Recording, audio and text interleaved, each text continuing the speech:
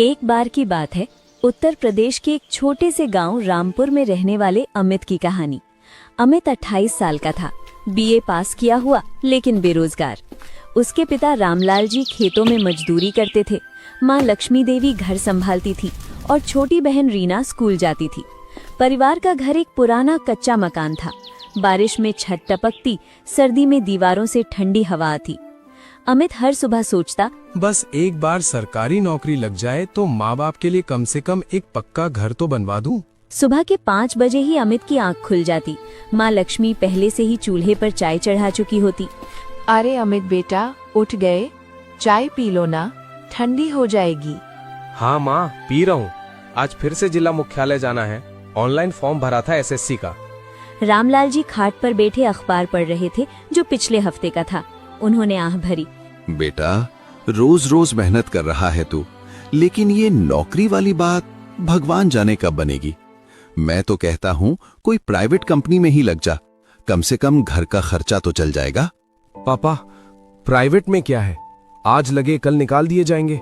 सरकारी नौकरी लगे तो पक्की सैलरी, पेंशन और सबसे बड़ी बात, लोन मिल जाएगा बैंक से। फिर मैं ये कच्चा घर तोड़कर पक्का मकान बनवा दूंगा। माँ को आराम से रहने को मिलेगा, रीना को अच्छा पढ़ाई का कमरा। आपकी उम्र में भी चिंता नहीं रहेगी। माँ ने रोते रोते कहा, बेटा तू इतना सोचता है हम सब के लिए, लेकिन तेरा तो शादी का भी उम्र हो गया।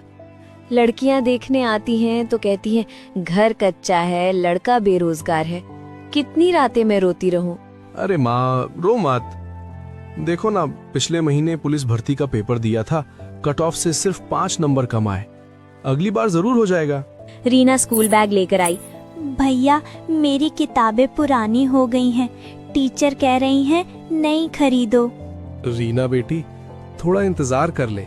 भैया की नौकरी लगते ही सबसे पहले तेरी सारी किताबें नई ला दूंगा और तुझे नई साइकिल भी। दिन भर अमित गांव की चाय की दुकान पर बैठकर चाय पी रहा था। तभी पड़ोस के अंकल आ जाते।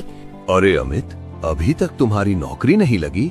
मेरा बेटा तो प्राइवेट में लगा हुआ है, महीने के 15,000 कमा लेता है। तू भी कुछ कर ले।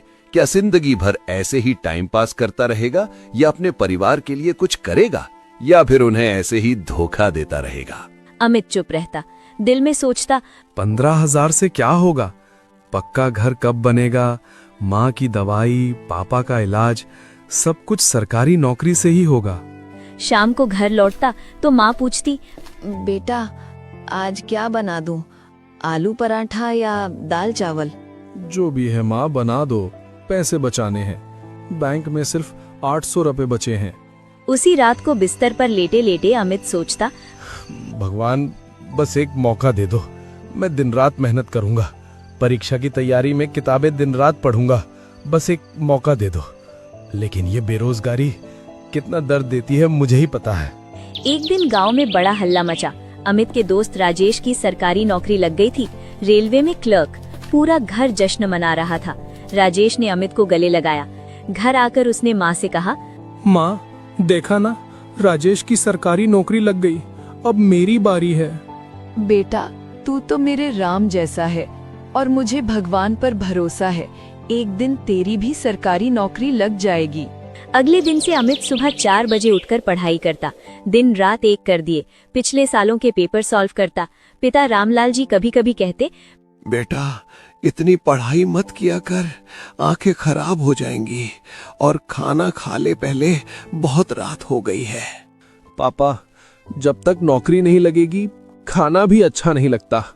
माँ चुपके से रोती और सोचती, मेरा बेटा कितना परेशान है, काश मैं कुछ कर पाती। समय बीतता गया। अमित ने UP SSSC, SSC, railway, bank हर परीक्षा दी। हर बार इंटरव्यू तक पहुंचता, लेकिन अंतिम चरण में कोई न कोई अड़चन। घर में पैसे की तंगी बढ़ती गई। पिता का घुटने का दर्द बढ़ा। माँ ने कहा, बेटा डॉक्टर के पास ले चलो, लेकिन पैसे कहाँ से लाएंगे?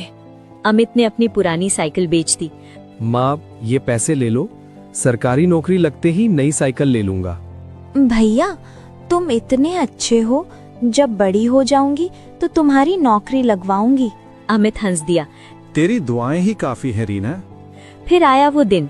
अमित को SSC GD की फाइनल लिस्ट में नाम दिखा। रैंक 187।